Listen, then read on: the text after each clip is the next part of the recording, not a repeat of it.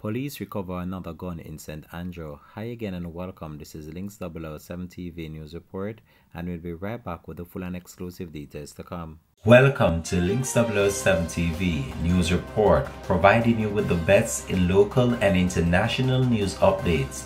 This is a place where you can get the most reliable and informative news information. Links 007 TV News Report.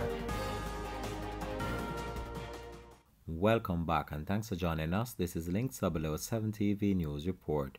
3 men are in police custody following the seizure of a firearm and several rounds of ammunition in Burton Avenue in St. Andrew on Wednesday, October 26.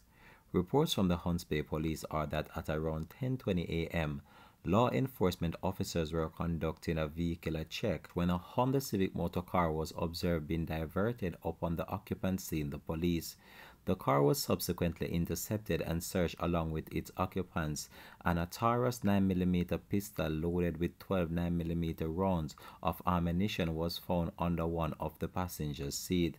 A further search of the vehicle was conducted and 3 9mm rounds of ammunition were found inside the glove compartment of the motor car.